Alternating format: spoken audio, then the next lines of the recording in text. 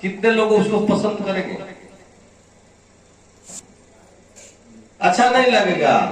जब वो चीनी के रस में यानी पाग में जब उसको डाल दिया जाता है तो स्वादिष्ट हो जाता है।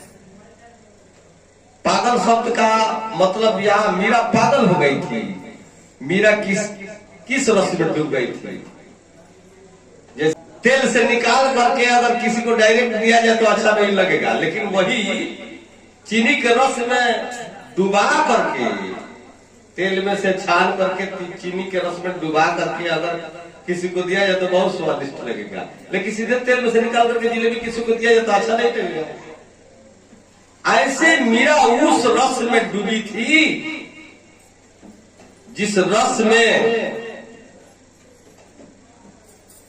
साधु सन्यासी लोग डूब जाते हैं और डूबने के बाद इस संसार को भूल जाते हैं।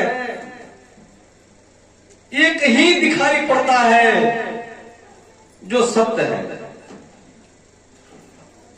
अब वेद में उसको क्या लिखा गया है? रसो वैसा। ईश्वर क्या है? रस है। ईश्वर ऐसा रस है जिस रस में अगर ये जीव डूब जाए तो फिर सांसारिक क्षणिक सुखों में वो नहीं उलझ सकता है। कोई दुनिया की शक्ति नहीं है जो संसार के सुखों में जीव को उलझा दे। लेकिन जब तक वह रस इस जीव को नहीं लगता है तब तक संसार के क्षणिक सुखों में दौड़ता है उसी रस को खोजने के लिए जो रस रूप सच्चिदानंद है। आनंद सुख में भी लोग समझते हैं कि रस है, लेकिन सुख में रस नहीं है। सुख निरस है, क्योंकि जहां सुख है वहां दुख है। जहां सुख है, जहां जहां सुख है वहां दुख है। लेकिन आनंद एक ऐसा स्थान है, एक ऐसा अवस्था है, जब आनंद में चला जाता है तो आनंद का कोई विपरीत शब्द नहीं है। विपरीत शब्द आनंद का नहीं है, लेकिन सुख का विपरीत है दुख, दुख का विपरीत है सुख, दिन का विपरीत है रात, रात का विपरीत है दिन। लेकिन आनंद का कोई विपरीत शब्द नहीं है। आनंद परमात्मा के रस है और उस रस में मीरा डूब गई थी। अभी अभी मीरा पागल हो गई थी। पागल, जो पाग में डाल दिया जाए वो पागल है, और जो पाग में न हो वो नीरस है। और संसार क्या है? बुद्ध को, वो राजा सम्राट के लड़का थे, लेकिन संसार उनको नीरस दिखाई पड़ा और संसार को छोड़ करके राजपाट, महल की सुख, पत्नी, ऐश्वर्य सब छोड़ करके निकल गए। हम लोग भगवान के मंदिर में जाते हैं तो भगवान से मांगते हैं कि हे भगवान हमको धन दो, हमको पुत्र दो, हमको सुंदर पत्नी दो, हमको सुंदर पति दो। संसार के यही सुख मांगते हैं, लेकिन बुद्ध के पास सब कुछ भरा हुआ था। सुंदर पत्नी थी यशोधरा, पुत्र भी हुआ उनको। घर छोड़ने के पहले एक रात, जिस दिन पुत्र हुआ उसी दिन रात घर छोड़े थे। पुत्र भी हुआ, पत्नी भी सुंदर थी, ऐश्वर्य सा, धन संपत्ति, नौकर चाकर, महल के सुख भरा हुआ था। फिर बुद्ध को क्या समझ में आया कि सब दुख का कारण है। ये जो सुख दिखाई पड़ता है, ये सब सुख जो दिखाई पड़ता है, ये दुख का ही कारण है।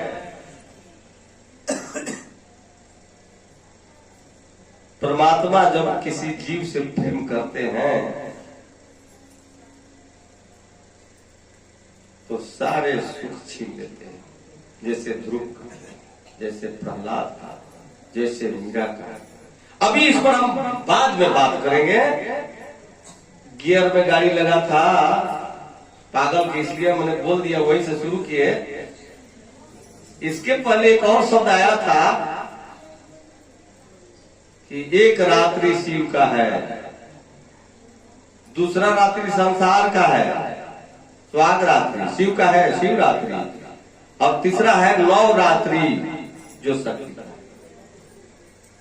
हमको लगा कि भाई इसी पर कुछ बोला जाए, कैसे कभी भी नवरात्र बीता है। तो ये शिवरात्रि के भी रहस्य दुनिया वालों को समझ में नहीं है, सुहाग रात्रि का भी समझ नहीं है। जानवर की तरह से सुहाग रात्रि मनुष्य मनाता है। जिस दिन सुहाग रात्रि की रहस्य जान जाएगा कोई भी मनुष्य हो, उस दिन उसकी औरत देवी हो जाएगी, देवी। इसीलिए हमारे धर्म ग्रंथों में पत्नी को देवी कहा गया। देवी का मतलब कोई साधारण बात नहीं है। देवी जिस शक्ति का नाम है, देवी शक्ति का नाम है, जो दैविक शक्ति है, ईश्वरीय शक्ति है। देवी हम संसार में कोई भी व्यक्ति हो अपने पत्नी को देवी तो कह देता है, लेकिन देवी मानता नहीं है। देवी को अपमानित कोई नहीं कर सकता है, लेकिन हर घर में पत्नी का अपमान होता है, बच्ची का अपमान होता है।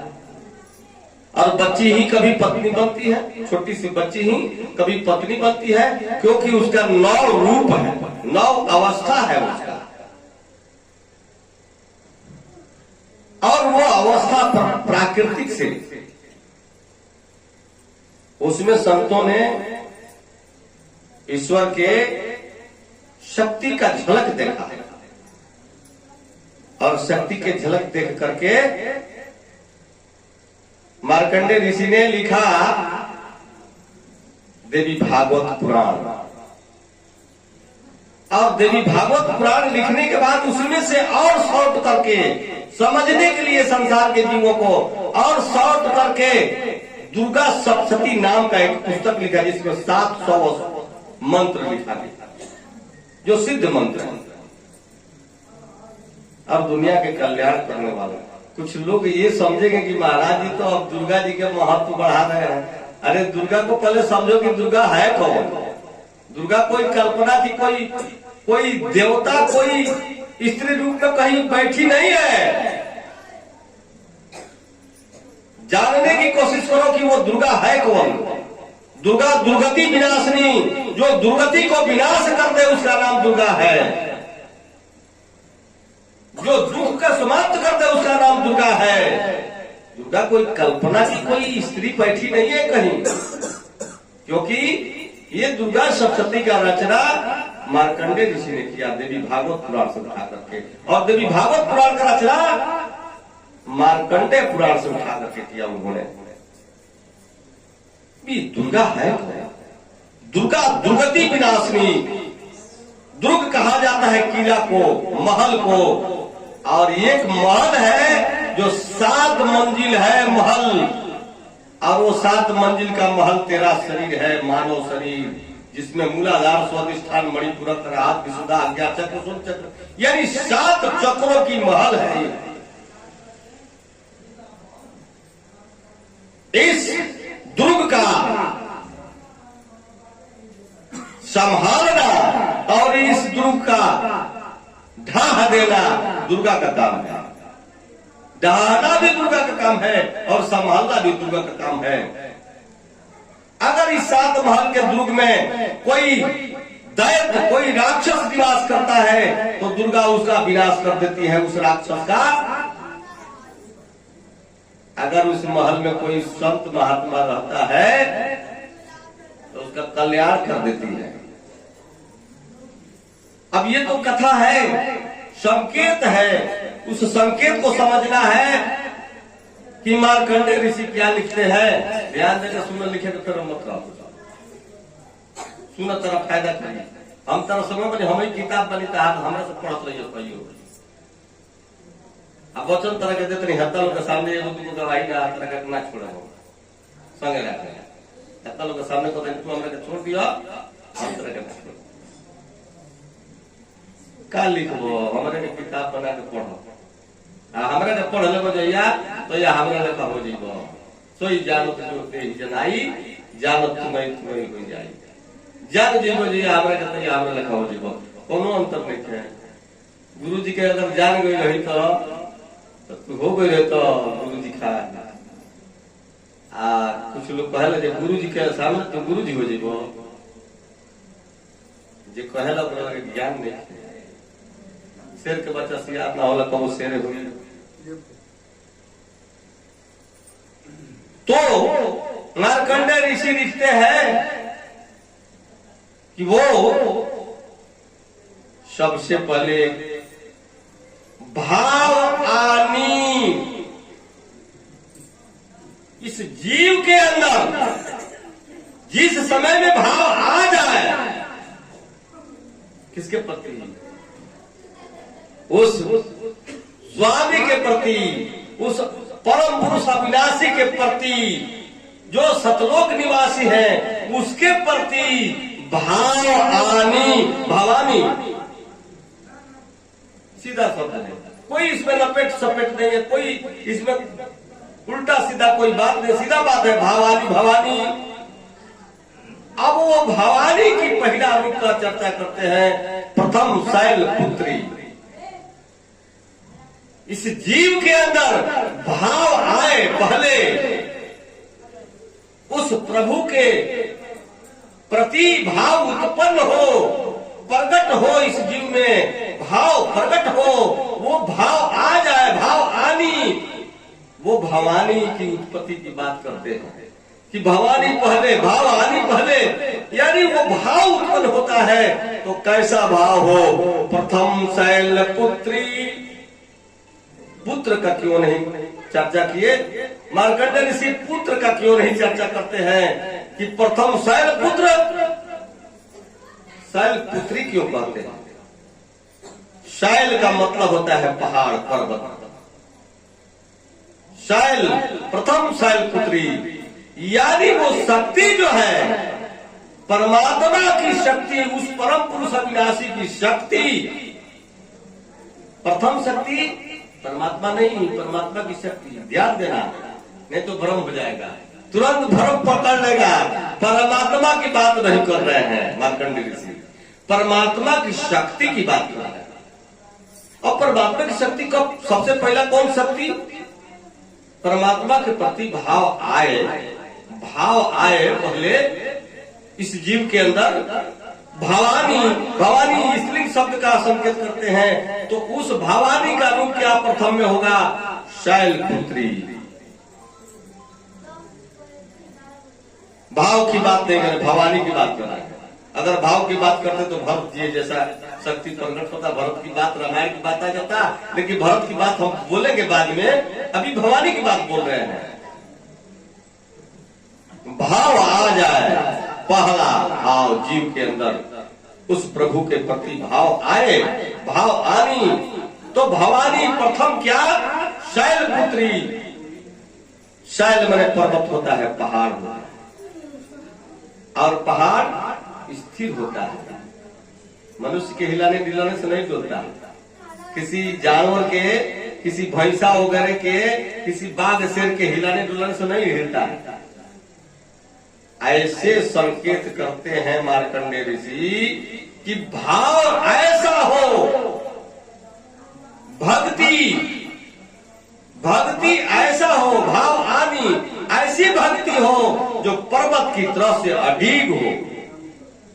जीव के अंदर पहला भाव उत्पन्न हो, ईश्वर के प्रति, परमात्मा के प्रति, गुरु के प्रति, ऐसा भाव उत्पन्न हो जो पर्वत नहीं हिला सकता है, दुनिया के कोई शक्ति, ऐसे भक्ति को कोई हिला ना सकता। ऐसी भक्ति, पहले भक्ति का नाम, भाव जो आया, भक्ति आया, उस भक्ति का नाम पहले क्या करते हैं? प्रथम शैल पुत्री। पर्वत की तरह से वो भक्ति स्थिर हो जीव के अंदर। जो पहला भक्ति उत्पन्न हो, सबसे प्रथम भक्ति उत्पन्न हो, वो पहाड़ की तरह से अस्थायी हो, स्थिर हो, प्रथम शैल पुत्री। द्वितीय ब्रह्मचारिणी। और भक्ति स्थिर हो जाए तो दूसरे स्थान पर उस शक्ति का क्या स्थान होना चाहिए कि ब्रह्म में, ईश्वर में चर्या, यदि विचरण चिंतन हो, ब्रह्म में चिंतन हो, ईश्वर में चेतना विचरण करे, बहुत साधु संत समझते हैं कि लंगोटा कस लेना ही ब्रह्मचर्य है। अरे लंगोटा तो तुम डांड में कसेगा, लेकिन ऐसा भी शास्त्रों में लिखा गया कि बहुत ऋषियों का लंगोटा खराब हो गया, क्योंकि लंगोटा कसने से ब्रह्मचर्य सफल नहीं होता है। क्योंकि ब्रह्मचर्य तो मन में किया जाता है, मन के अंदर ब्रह्मचर्य प्राप्त किया जाता है। अभी कोई अपने बहन के साथ सोया है तो कोई लंगोटा की जरूरत नहीं है, माँ के साथ सोया है तो कोई लंगोटा की जरूरत नहीं। जानता है कि मेरी माँ पवित्र है, बहन है पवित्र है, लेकिन मन जानता है किसी के साथ कोई रिश्ता नहीं हो, एकांत में निवास करना हो, तो लंगोटा भी ब्रह्मचर्य उसका भंग हो जाएगा, लंगोटा भी दूषित हो जाएगा। तो लंगोटा शब्द लंगटा शब्द से बना है। लंगोटा कसने से ब्रह्मचर्य पालन नहीं होता है। ब्रह्मचर्य की पालन मन की स्थिति में होता है। एक और बात बता दूं मैं कि भगवान ने दुनिया बनाया, संसार बनाया, और दुनिया बना करके इंसान आखिरी में बनाया, लेकिन इंसान को स्वतंत्रता दे दिया कि मेरे जैसे तुम हो, मुझ में और तुझ में थोड़ा सा फर्क है, थोड़ा सा। वो थोड़ा सा फर्क क्या है मैं अभी नहीं बताऊंगा, लेकिन थोड़ा सा परमात्मा ने सारी सृष्टि को बनाया, अंतिम में इंसान को बनाया और कहा कि मुझ में तुम में थोड़ा सा फर्क है, जो मैं किया हूं तुम भी कर सकता है। तो इंसान भी सृष्टि किया है और भगवान भी सृष्टि किया है। इंसान के सृष्टि मन से होता है, भगवान के सृष्टि ये तत्व से होता है। जड़ से, जल पृथ्वी वायु अग्नि आकाश से भगवान की सृष्टि है, और इंसान की सृष्टि मन से होता है। मन में बहुत सृष्टि करता है, मन में बहुत से वासनाएं उत्पन्न होता है, और उसी सृष्टि में उलझ करके मरते रहता है इंसान। इंसान मुक्त नहीं हो रहा है अपने सृष्टि से, भगवान मुक्त है अपने सृष्टि से, लेकिन इंसान मुक्त नहीं हो रहा है अपने सृष्टि से। जिस दिन इंसान अपने सृष्टि को समझ जाएगा कि मन से मैंने किया है, मन से पुत्र, मन से पत्नी, मन से धन, मन से ये संसार जो कुछ मन से, वासना, काम, क्रोध, लोभ, वो सब मन से, कल्पनाएं सब मन से। ईश्वर के सृष्टि से तो ईश्वर मुक्त है, लेकिन इंसान अपने सृष्टि से मुक्त नहीं है। और मुक्ति चाहिए, गुरु के पास जाते हैं मुक्ति के लिए। गुरु क्या कहते हैं कि ईश्वर के सृष्टि से तुम मुक्ति की कोशिश मत करो, तुम अपने सृष्टि से मुक्त हो जाओ। जो भी कल्पना किए हो अपने मन के माध्यम से, इससे मुक्त हो। इससे मुक्त तुझे ईश्वर नहीं करेगा, इससे मुक्त तुझे अपने आप से होना पड़ेगा। और बाहर की जो मुक्ति है, ईश्वर तो खुद मुक्त है सृष्टि से, तुम भी मुक्त हो जाओगे। ईश्वर ही मुक्त है तो तुम भी मुक्त हो जाओगे। बाहर की जल पृथ्वी वायु अग्नि आकाश तुमको नहीं बांध सकता है, लेकिन तुम अपने मन से जो सृष्टि किया है उसी से तुम बंधेगा। तुमको पता नहीं है कि तेरा क्या है, तेरा तो अपना शरीर भी नहीं। हे बच्चा, तो अपने सृष्टि से मुक्ति के मार्ग कैसे निकलेगा? बिना गुरु के असंभव है। कई जन्म से अपने ही बंधन में फंसा हुआ जीव है, अपने ही बंधन लगाया हुआ। कोई ईश्वर इसको बाधा नहीं है। अगर कोई भी साधु सन्यासी महात्मा कहे कि ईश्वर जीव को माया में डाल दिया है, तो वो साधु अज्ञानी है। ईश्वर काहे लिए किसी जीव को माया में डालेगा? जीव से क्या बैर है ईश्वर को? क्यों 84 में उसको उलझाएगा? नहीं, ईश्वर नहीं उलझाया है। ईश्वर स्वतंत्र बना करके मनुष्य जीवन दिया है, और मनुष्य जीवन को स्वतंत्रता में ये भी स्वतंत्रता दिया है कि जैसे मैंने इस सृष्टि को रचाया है, वैसे तुम भी सृष्टि रच सकते हो। और मनुष्य आकर के अपने ही रची हुई सृष्टि को उलझाऊंगा जो मन से रच दिया। मार्कंडेय ऋषि क्या लिखते हैं? प्रथम शैलपुत्री, सबसे पहले भाव आ जाए इस सृष्टि में, भाव आ जाए, भाव आनी भवानी, सबसे पहले अवस्था में शैलपुत्री यानी भक्ति आ जाए जीव के अंदर पहले। और भक्ति कैसा हो? पर्वत जैसा शाश्वत स्थिर हो, भक्ति डगमग न हो, किसी के उल्टा सीधा बतियाने, किसी के उल्टा सीधा कहने पर मन निगेटिव स्थिति में न जाए। जिस पर भरोसा है हमको, भरोसा वाले क्या कहें? लड़ी रे अखिया श्याम से लड़ी, चाहे गोली चली चाहे लागे हथकड़ी। प्रभु से जब निशाना बन गया प्रभु के साथ में, तो चाहे हथकड़ी लग जाए चाहे गोली चल जाए। तो भाव ऐसा आनी भवानी इस जीव के अंदर। अब कोई कल्पना की देवी दुर्गा नहीं है, भाव का ही नाम है प्रथम शैलपुत्री। पहला भाव आ जाए जीव के अंदर कि भक्ति हो अस्थाई मेरे अंदर। कोई कल्पना की देवी दुर्गा नहीं होती है। अगर होती है कोई कह दे तो उपदेश देना बंद कर देगा। कोई कुछ नहीं, ईश्वर के एक ब्रह्म के सिवाय कुछ भी नहीं है। कृष्ण भी गीता में कहे एक हम द्वितीय नास्ति, एक मैं ही हूं, दूसरा कुछ है ही नहीं। अगर दूसरा कुछ है तो मेरी माया है, मुझसे प्रकट हुई वो माया है, दूसरा मेरे सिवाय दूसरा कुछ है ही नहीं। लेकिन ईश्वर के प्रति भाव उस ईश्वर के ही माया है, जिसको मार्कंडेय ऋषि कहते हैं कि वो भवानी ईश्वर की महामाया सबसे पहले भाव के रूप में प्रकट होती है जीव के साथ में। प्रथम शैलपुत्री, दूसरा का बोलते हैं कि दूसरा चंद्रघंटा, चंद्रघंटा ब्रह्मचारिणी, चंद्रघंटा नहीं ब्रह्मचारिणी।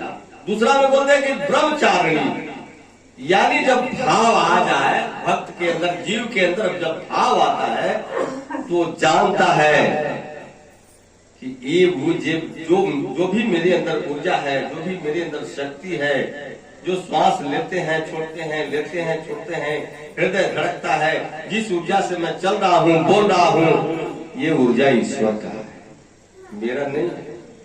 तो ईश्वर की ऊर्जा को खर्च करना अधिक उचित नहीं। उस शक्ति का संचय करना चाहिए। अब जैसे मान लो कि 24 घंटा में 21,640 श्वास चलता है, और ये 21,640 श्वास जो चलता है वही ऊर्जा है, पावर है। अब खत्म हो रहा है, 24 घंटा में 21,640 खत्म हो रहा है। इसमें से अगर थोड़ा कम ऊर्जा खर्चा करेंगे तो हमारा बढ़ेगा पूंजी।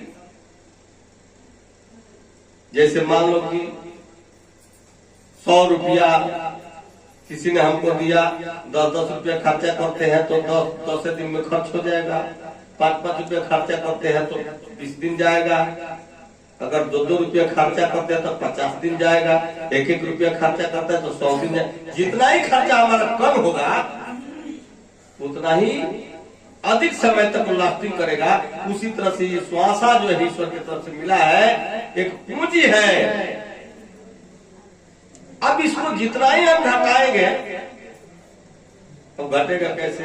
रोग के समय में श्वास की गति बढ़ जाता है, मैथुन के समय में श्वास की गति बढ़ जाता है, दौड़ने में श्वास की गति बढ़ जाता है, सोने में श्वास की गति बढ़ता है।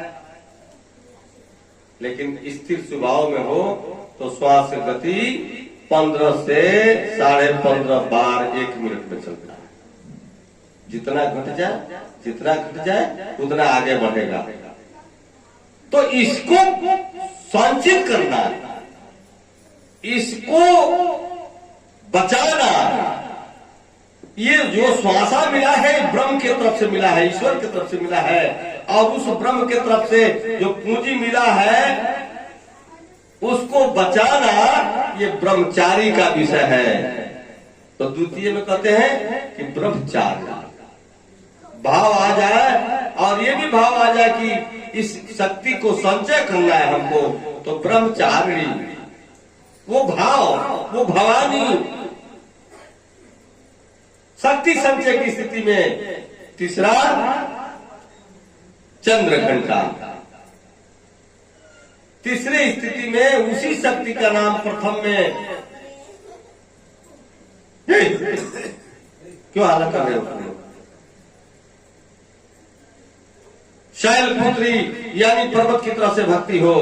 दूसरे में ब्रह्मचारिणी यानी बचाने की भाव उत्पन्न हो जाए, ये भाव के अंदर भाव आ जाए कि जो भी ऊर्जा है उसको बचाया जाए। जो ईश्वर की तरफ से ऊर्जा मिला है, जो भी ऊर्जा हो, श्वास की ऊर्जा हो या जो भी ऊर्जा हो, उसको बचाया जाए, उसका मतलब ब्रह्म चार। तीसरा उसी भाव के तीसरा नाम है चंद्र घंटा। चंद्र घंटा का अर्थ क्या होता है? इस जीव के अंदर ऐसी स्थिति पैदा हो जाए कि चंद्रमा की तरफ से चंद्रमा जैसे शीतल है वैसे शीतलता आ जाए जीव के अंदर और चमक आ जाए भक्ति का। भक्ति लोग संसार के अनेक लोग जाने की भक्त है, ये संत है, ये महात्मा है, ऐसे चमक आ जाए उसमें चंद्र और घंटा भी आए और ऐसे घंटा की तरफ से आवाज निकले, आवाज संत की आवाज निकले, संत की वाणी निकले। जैसे यहाँ स्टेज पर वाणी संत की घंटा चल रहा था, चंद्र घंटा की प्रहार हो रहा था।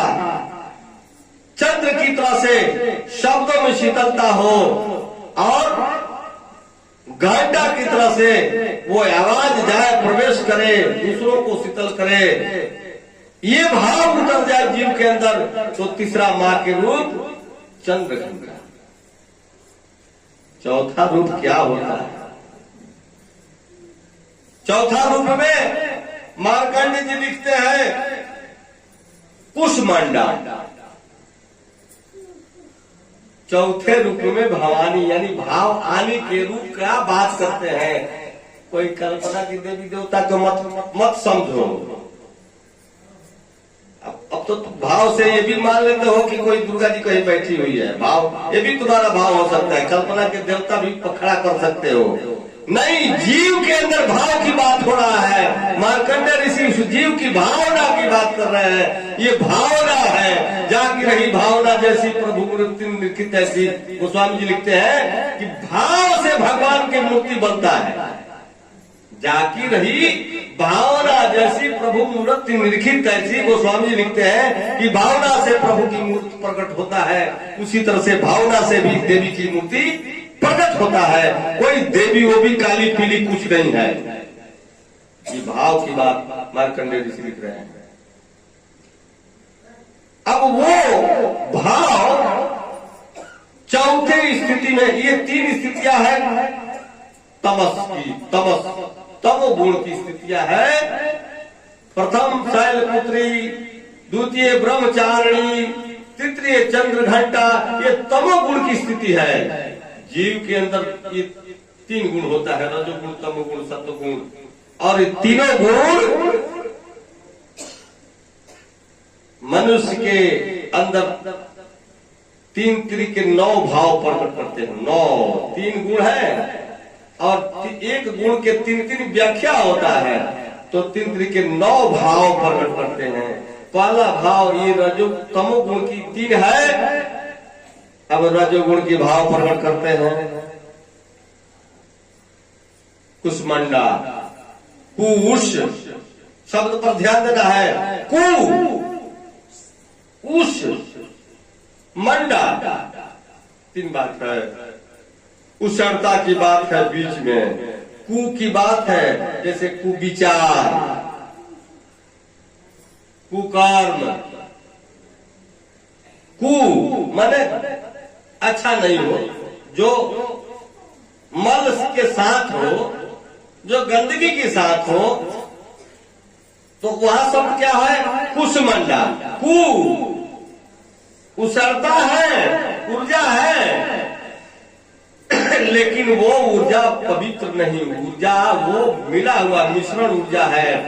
कुष्मंडा, मन के साथ जो उसरता है, कुष्मंडा यानी मन के साथ जो उसरता है, जो पावर है, जो एनर्जी है मन के साथ, वो एनर्जी निर्मल नहीं है।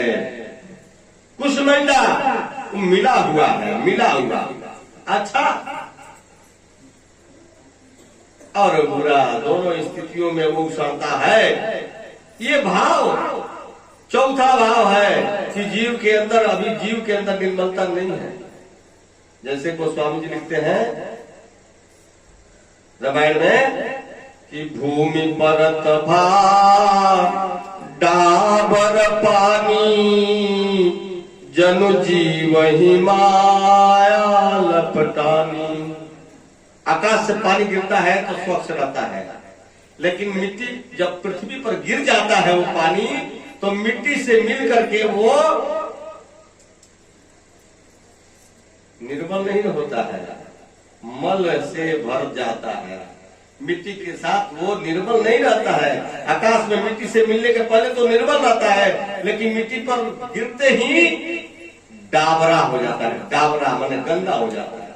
भूमि पर ढाबर पानी, जन जीव ही माया लपटानी। उसी तरह से जीव जब आता है तो इस रज बीज में प्रवेश करने के पहले स्वच्छ होता है, लेकिन जैसे माता पिता मिलते हैं, जैसे विचार और संभावना माता पिता के होता है, वैसे माता पिता के ब्लड के रिलेशन में जब उतरता है तो वो भी गंदगी से भर जाता है।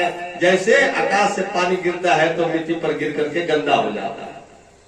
भूमि पर ढाबर पानी, जन जीव ही माया लपटानी। माया जिस तरह से जीव को मलिन कर देती है, उसी तरह से जीव आता है ब्रह्म से बिछुड़ करके, तो जीव माया के साथ मिलकर के मलिन हो जाता है। उसी तरह से इस जीव में मलिनता है। चौथा अवस्था भवानी के चौथा जीव का अवस्था है कुष्मंडा। कुशलता, मन से मिलन, तीन स्थिति है, पवित्र नहीं है और मन के साथ मिला, कुष्मंडा। ये अवस्था जीव के अंदर होता है, कुष्मंडा। चौथा कुष्मंडा। पांचवा पे क्या मार्कंडेय जी ऋषि लिखते हैं कि पांचवा स्कंद माता। ये लिखल बहुत बड़ा दुर्गा सप्तशती पढ़ल तुमको ही बताओ। तारा सब पूछता है तू बोलिए गलती बोलत हो तू तो बुझल जे गुरु जी के कुछ मालूम नहीं है। सब तंत्र मंत्र के गलती काटी ले झूठों के। अगर दुर्गा सप्तशती के बात बतावे लोग के तो गलती हो तो बोलिए जल्दी। गुरुओं में गुरु जी के गलती होगा तो गुरु चला बढ़िया होला तो गुरु जी की गलती काटला। बाकी गलती हुई तो अभी ना गलती की गलती काटी तो नरक हो जाएगी। ये जान ली जरवाओ तो गुरु जी सही कहत हो कि चलवा झूठो के गुरु जी के गलती काट तो नरक हो आय। अगर सही चला हो तो गुरु जी गलती बोलत है तो बोल दीजिए गलती रो बोल दे तो नरक ना हो। क्या तो गुरु जी ढोंगी बड़े पोखंडी बड़ा झूठो के डरवाओ तरह धमका होता रहे तो बोली तो दुर्गा सप्तशती के बड़ा मंत्र तंत्र को लोग समझा। चौथा में स्कंद माता, पांचवा में स्कंद माता। स्कंद का अर्थ होला कि भाव के अंदर द्वैत खत्म हो और वाइब्रेशन हो, जीव के अंदर वाइब्रेशन हो। ये जड़ से छूट करके चेतन की तरफ उसका वाइब्रेशन हो और दुविधा समाप्त हो जाए, द्वैत समाप्त हो जाए। स्कंद दुविधा समाप्त हो जाए, जीव के अंदर से दुविधा समाप्त हो जाए, ऐसा भाव उठे। तीसरा पांचवा स्कंद माता की छठवा कत्यायनी। ये बोलत जी हेलो कहीं गलती बोलत तो बोली हेलो जरूर गुरु जी गलती बोल दी को बहादुरी ना बोले सुन ले हम बढ़िया चला होकर के पहले गलती के बोलत होगा तो गलती तो रोका है। कत्यायनी अध्यात्म कहता है कि तीन शक्तियां हैं जो तीनों शक्तियों की अपना अपना स्थान है। वो तीन शक्तियां क्या है? 3 है, 6 है और 9 है। 3 के पहाड़ा पढ़बनू तो 3 दूनी 6 और 3 त्रिके 9, तो 3 त्रिके 9 पर का भइल? 3 भइल, 6 भइल, 9 भइल, आ 3 चौका 12 में का हो जाए? फिर 3 हो जाएगी।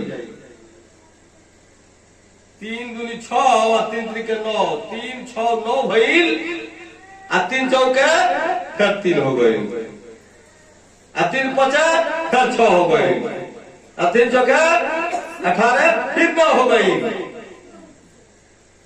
समझे की कोशिश करो। पहले का 3 हो, दूसर का 6 हो। 6 में का होला? 6 दूनी 12, 6 दूनी 18, उसमें का करी? 6 दूनी 12, 6 दूनी 18, 6 9 3, 6 9 3, 6 9 3। ये बड़ा पेचीदा रहस्य बा। एगो 3 के बाद, एगो 6 के बाद, एगो 9 के बाद। 9 के करबो तो 9 दूनी 18 जोड़बो तो 9 हो जाए, 9 3 27 जोड़बो तो 9 हो जाए, 9 2 का 36 जोड़बो तो 9 हो जाए, जब ओकरा के जोड़बो तो जोड़ देबो तो 9 के 9 अंक ब्रह्म सर्वगुण साकार ब्रह्म का है, और 0 निर्गुण निराकार का है। 20 में शक्ति का है अंक 3 6 और 9 भी शक्ति के साथ मिला हुआ है, इसलिए 9 दुर्गा का बात आया है। अब ये छठवा क्या है? कात्यायनी।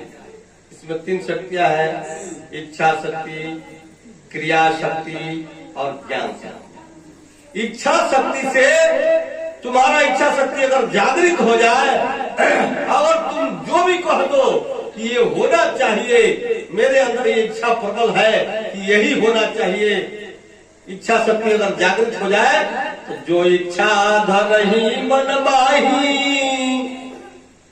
हरि प्रसाद कछु दुर्लभ नाही। इच्छा शक्ति जाग जाए तो तुम जो सोचोगे इच्छा में आएगा वो होगा, तुम्हारा सोचा हुआ बात व्यर्थ नहीं जाएगा। ये इच्छा शक्ति है। उसके बाद क्रिया शक्ति है, जो चाहोगे वो कर लोगे, जो चाहोगे वो कर लोगे। इच्छा शक्ति, क्रिया शक्ति। इच्छा शक्ति में जो इच्छा करोगे वो होगा, क्रिया शक्ति जागृत होगा तो जो करोगे वो हो जाएगा, जो करना चाहोगे वो हो जाएगा। और उसके बाद तीसरा है ज्ञान शक्ति। इच्छा शक्ति, क्रिया शक्ति और ज्ञान शक्ति। ज्ञान शक्ति संसार के भोग भी प्राप्त कराता है। जिसके पास ज्ञान शक्ति जागृत हो जाता है, संसार के स्वर्ग भोग सब कुछ भोगते हुए मोक्ष प्राप्त करने का अधिकार होता है। ये 3 शक्तियां हैं। अब ये कात्यायनी छठवा शक्ति है, न तीसरा है न 9वां है, बीचवा वाला है, 3 6 9 वाला के बीच में कात्यायनी। ये क्रिया शक्ति है। क्रिया शक्ति जब जीव के अंदर उत्पन्न होता है, जिसको दुर्गा कहा गया पहले, दूसरे, तीसरे, चौथे, 5वें, 6वें में, वही एक ही दुर्गा है जिसका रूप बदलते जा रहा है। यानी वो दुर्गा क्या? भाव आया, भवानी, भवानी का रूप बदल रहा है। समझ में आता हो व्यास, ना समझ में आए तो फिर बोलिए 10 बार बोले हो, तारा का समझा ना ले तब तक ले बोलते रहे। भाव, जीव के अंदर जो भाव आता है, भाव आनी, वो भवानी कोई कल्पना की देवी दुर्गा नहीं होती है। जो भाव उत्पन्न होता है उसी भाव का नाम भवानी है, भाव आनी। अब ये छठवा स्थिति में भाव कात्यायनी का रूप लेता है, जिसके अंदर ये भाव हो जाए कि मैं जो चाहूंगा वो करूंगा और हो जाएगा, सक्सेस हो जाएगा। ये भाव उत्पन्न हो जाए। इच्छा शक्ति, क्रिया शक्ति मजबूत हो गया। इच्छा शक्ति, भाव की बात है, कात्यायनी क्रिया शक्ति है। ये जो मैं चाहूंगा वो करूंगा, ये भाव मजबूत हो जाए तो जो चाहेगा वो करेगा। ये जीव के अंदर ये पावर आ जाता है। ये शक्ति आई, शक्ति की पूजा होती है संसार में, और शक्ति जिसके पास है उसी का पूजा होती है। और ये शक्ति किसी कल्पना के देवी दुर्गा कोई देवता की बात नहीं है, ये जीव के अंदर ये शक्ति छुपा हुआ है, परमात्मा के तरफ से मिला हुआ है। लेकिन ये भाव जब तक प्रकट नहीं होगा तब तक वो शक्ति प्रकट नहीं होगी। सब जीव के अंदर ये सारी शक्तियां परमात्मा की तरफ से मिला हुआ है। कात्यायनी सतवां कौन है भाई? सतवां रूप क्या है? कात्यायनी के बाद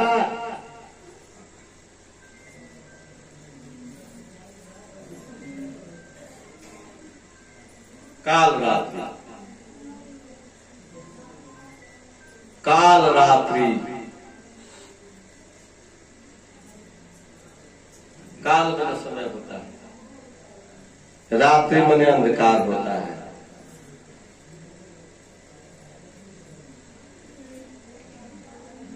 काल मने समय होता है और रात्रि मने अज्ञान अंधकार होता है। सतवां काल रात्रि। अब ये क्या है भाई? तो जीव के अंदर अज्ञात में जिसका पता नहीं है उसमें जीने की कला सीखना, जिसका नाम है वैराग्य, संन्यास। पता ही नहीं है कि क्या मिलेगा, सुख मिलेगा कि दुख मिलेगा, छोड़ करके निकल गया संसार को। काल रात्रि यदि दुख को अपना लिया, सुख से मुख मोड़ दिया, ये जीव की अवस्था आ जाए, भाव आ जाए, उस भवानी का नाम है क्या? काल रात्रि। काल रात्रि ये सातवां है। इस जीव की भावना की, इस भाव की, शक्ति की अवस्था है काल रात्रि, यानी त्याग वैराग की स्थिति है कि जीव के अंदर त्याग उत्पन्न हो जाए, वैराग उत्पन्न हो जाए। अभी ज्ञान नहीं होगा, क्योंकि बुद्ध को पहले वैराग उत्पन्न हुआ था, ज्ञान बाद में हुआ था। अभी हम दुर्गा सप्तशती की बात बोल रहे हैं ना, वो ज्ञान की बात नहीं, अभी तो वैराग की बात है कि जब वैराग हो जाता है तो भोजन मिलेगा कि नहीं मिलेगा कोई गारंटी नहीं है। ऐसे साधु बन जाए तो कोई गारंटी बात है। तरह के लोग दी, तरह के लोग कुछ में करी, तरह के लोग जब ये दी को अज्ञात में जीवन जीना है। काल रात्रि, समय का कुछ पाता नहीं है। काल बने समय, रात्रि बने अज्ञान। इस जीव के अंदर ये भाव उठ जाए कि जो कुछ होगा वो प्रभु की मर्जी से होगा, प्रभु की इच्छा से होगा, लेकिन मैं प्रभु के प्रति समर्पित हो गया हूं। त्याग करता हूं संसार का, त्याग करता हूं इस ऐश्वर्य का, त्याग करता हूं इस भोग का। ये काल रात्रि की भाव आया, वो काल रात्रि भवानी रूप पहले ही एक ही है ना, अनेकों रूप धारण करती है। वही भाव अभी त्याग की स्थिति में आया। आठवां कौन है भाई? गौरी। गौर करना है। महाराज जी कहते थे कि सोई जानत जो देहि जनाई, आज जानत तुम्हें हो जाई। गौर करो कि गुरु और शिष्य क्या है, गुरु क्या है और शिष्य क्या है, कौन गुरु है कौन शिष्य है। गौर करो ये संसार क्या है और संसार को बनाने वाला क्या है। गौर करो यानी साक्षी दृष्टा गौरी। गौर करो, जानो, जानने की क्षमता बढ़ जाए, इस जीव के अंदर गौर करने की क्षमता बढ़ जाए तो महागौरी, वो शक्ति महागौरी के रूप में प्रकट हो गई। और जब गौर करने की क्षमता आ जाता है, जानने की क्षमता आ जाता है, तो 9वें दिने सिद्धि दात्री सिद्ध कर देता है। वो अवस्था से गुजरते गुजरते गुजरते ये जीव सिद्ध अवस्था में चला जाता है और सिद्ध होने के बाद मोक्ष।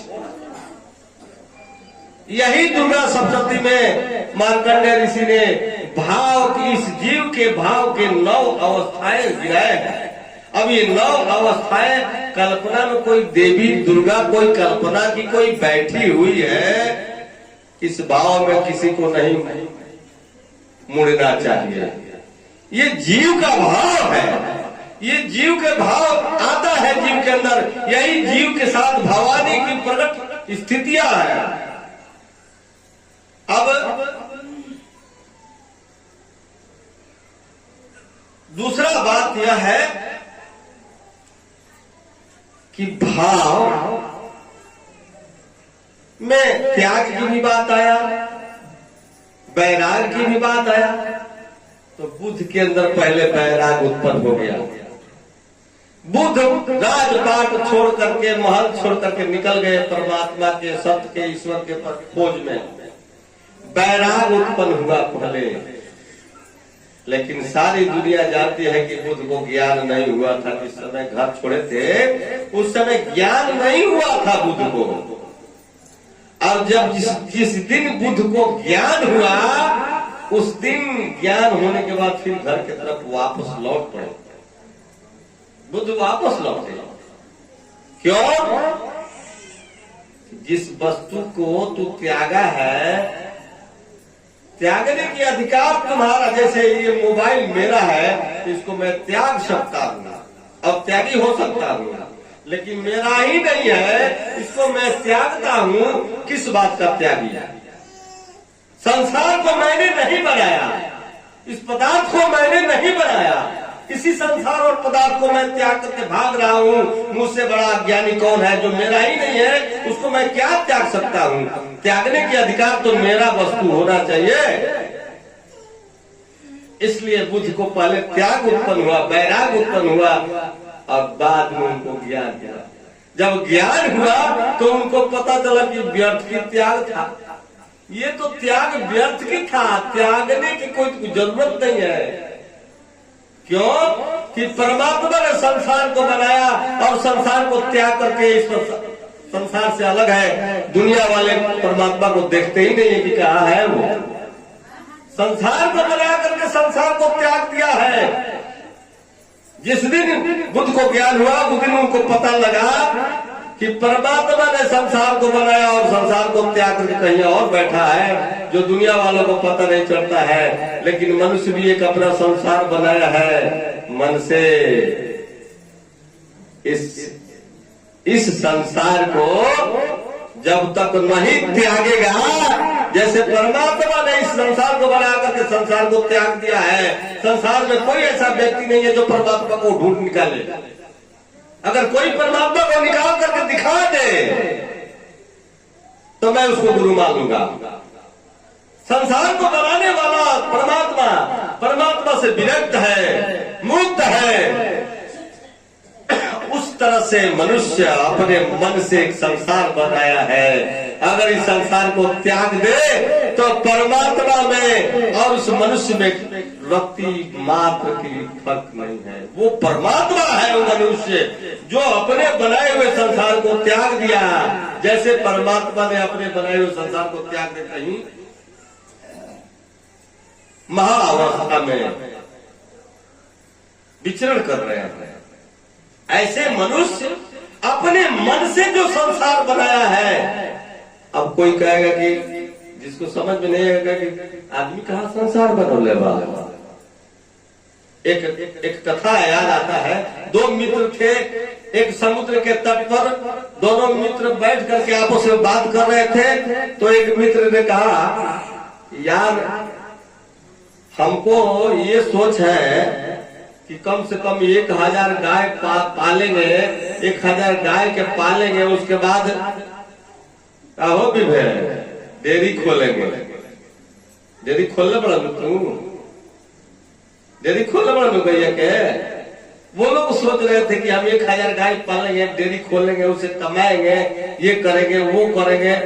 तो उसका सहमति मत हो, कह गया यार तू बिना मतलब का बात बतिया रहा है। तू गाय पोसेगा 1000 तो गैया पूरा फुरा करके किसी का बर्बादी करेगा, तब क्या होगा?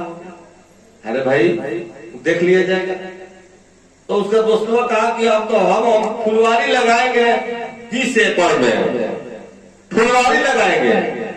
अब अगर किसी का गाय भैंस अगर मेरे फुलवारी में ढूक गया तो अच्छा नहीं बीतेगा।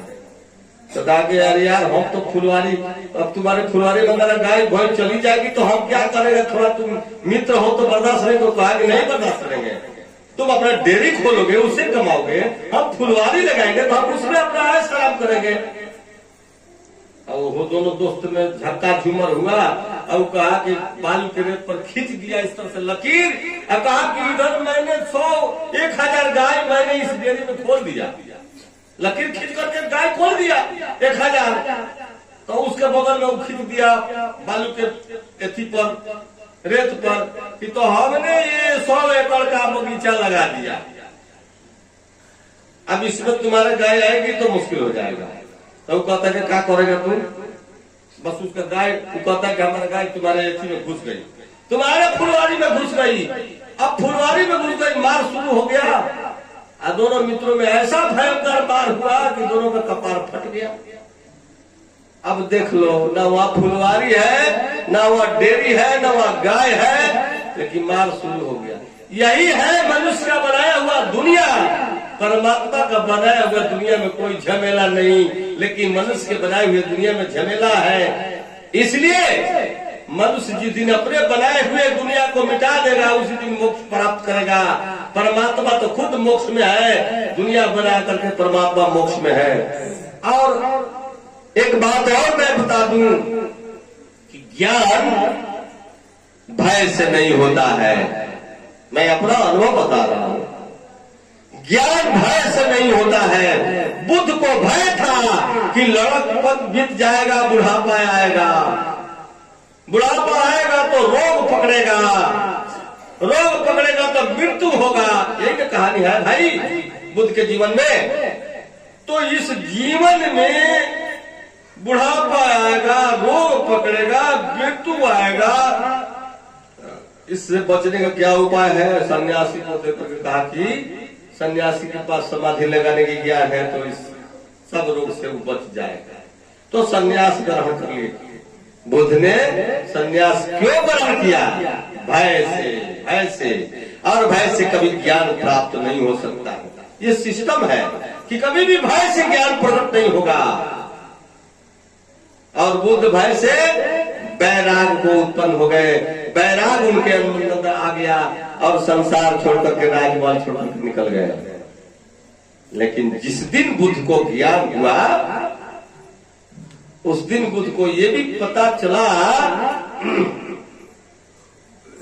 कि ज्ञान होने के बाद संसार छूट जाता है, लेकिन ज्ञान के पहले संसार को छोड़ना बहुत कुछ गवा देने जैसा होता है। जिसने, जैसे मैंने गंवाया अपने जीवन में 12 वर्ष तक बुद्ध ने जो गंवाया उसका उनको अफसोस था कि मैं अपने महल को छोड़ करके 12 वर्ष तक इधर उधर भटका। ये ज्ञान तो मुझे महल में भी हो सकता था। ये बात स्पष्ट हो गया सुखदेव मुनि के जीवनी में कि जन्मते वो महात्मा और त्यागी थे, लेकिन त्याग सब कुछ होने के बाद भी गुरु उनके पिता बोले कि हे सुखदेव, तुम भले बैराग के लिए महान हो, बैराग प्राप्त है, लेकिन अभी तुझे ज्ञान नहीं हुआ है और ज्ञान के लिए तुझे जनक के पास जाना पड़ेगा। अब जनक क्या है? राजमहलों के सुख में रहने वाले, संसार के सारे ऐश्वर्य को प्राप्त करने वाले ऐसे महात्मा के पास भेजते हैं। सुखदेव जी को विश्वास नहीं होता है कि जो ऐश्वर्य सुख सब कुछ भोग रहा है उसके पास मुझे पिताजी भेज रहे हैं। कुछ गोपनीय विषय है इसमें, जिस बात को मैं ओपन नहीं करूंगा। गुरु जी यानी पिताजी जब भेजे तो इतिहास तो ये बताता है कि जनक जी नग्न अवस्था में स्त्री के पास सोए हुए थे। जब सुखदेव मुनि पहुंचे हैं तो देख करके बहुत व्याकुल हुए और लौट करके अपने पिता के पास गए। तो पिताजी, ऐसे वासना से युक्त व्यक्ति के पास मुझे भेजिए, मैं तो जन्मते ही लंगोटा पहन करके त्याग और वैराग से भरपूर हूँ और ऐसे वासना युक्त व्यक्ति के पास आप भेजे ज्ञान लेने के लिए। वेद व्यास बोले कि पुत्र, तुम जो देख करके आए हो उसके विषय में थोड़ा सा बताओ मुझे। 9 माह तक तुम उसी जगह पर थे जहां जनक दिखाई पड़े हैं तुझे। तुम उसी जगह पर 9 माह तक अपने मां के गर्भ में था, जिस जगह, जिस रूप को, जिस अवस्था को जनक को देख करके आए हो। बहुत अटपटांग बात था। जनक नग्न अवस्था में स्त्री के साथ थे और सुखदेव मुनि देख करके वहां से दौड़े अपने पिता के पास, लौट करके कपाट ठोकने लगे, ऐसे घृणित जगह पर मुझे भेज दिया। वेद व्यास ने पूछा, तुम 9 मास तक उसी जगह पर रहा और जनक अगर उसी जगह पर है तो क्या दिक्कत है? तू अगर निर्मल है तो जनक भी निर्मल हो सकते हैं। अगर उस जगह पर जाना बहुत बुरा है तो तुम कैसे अच्छा हो सकते हो? इस रहस्य को जानने के लिए तुझे फिर जनक के पास जाना पड़ेगा। ये थोड़ा सा साधुओं के लोकमत, वेदमत, संतमत और गुप्त मत की बात है, उस बात पर प्रकाश नहीं डालेंगे। भोग और जोग, जब तक भोग को नहीं समझोगे पुत्र, तब तक तुम जोगी नहीं हो सकते हो। क्योंकि भोग और जोग एक ही सिक्का के 2 पहलू है। जैसे 1 रुपीज और भारत, एक सिक्का में लिखा हुआ था। अगर भारत को पकड़ना है तो 1 रुपीज को छोड़ना पड़ेगा हमको। हम 1 रुपीज ही पकड़ना चाहते हैं, भारत नहीं पकड़ना चाहते, वो संभव है? नहीं है। ठीक उसी तरह से अगर तुम योग को जानना चाहते हो तो जिस भोग से तेरा और मेरा पैदाइशी हुआ है, इस भोग के रहस्य को तुझे जानना पड़ेगा। जब तक ये बात तुम नहीं समझ पाओगे कभी जोगी नहीं हो सकते। अब तो ये थोड़ा सा गुप्त मत की बात हम बोल गए, नहीं बोलना चाहिए। अब इसके आगे वैराग उत्पन्न भय से हुआ और ज्ञान बाद में हुआ। ज्ञान हो जाए तो भय नहीं होगा, क्योंकि रागी, बैरागी, वितरागी 3 स्थितियां हैं। बैराग अभी अबोध की स्थिति है, बैराग अबोध की स्थिति है। बोध जब हुआ सिद्धार्थ को तब बुद्ध कहलाए, और बुद्ध कभी घर नहीं छोड़ा था। घर छोड़ा था तो सिद्धार्थ छोड़ा था। घर राजमहल छोड़ करके भागा था वो सिद्धार्थ था, और बुद्ध यानी सिद्धार्थ मिट गया। जब ज्ञान हुआ, बोध हुआ तो सिद्धार्थ मिट गया। अब बुद्ध हुआ तो बुद्ध फिर वापस समाज में आ गया, संघ को उत्पन्न किया, समाज में आया और समाज में घूम घूम करके उपदेश देना शुरू किया। इसलिए ज्ञान कुछ अधूरे साधु सन्यासी लोग समझते हैं संसार को छोड़ करके भाग जाएंगे तो ज्ञान हो जाएगा। ज्ञान संसार के वस्तुओं के छोड़ने से नहीं होता है।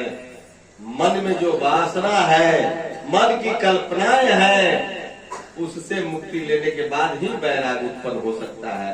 अभी अब तो समय कुछ हो गया, समय के अनुसार मैं कहूंगा कि आधा घंटा के समय मैं दे रहा हूं कि जिसको कोई प्रश्न हो तो ऐसा नहीं हो कि महाराज जी से डरे हम कुछ पूछे नहीं। पूछने के लिए छूट है, जिसको जो पूछना हो पूछ सकता है। या अगर और कोई बात की प्रस्ताव हो कि हम कुछ और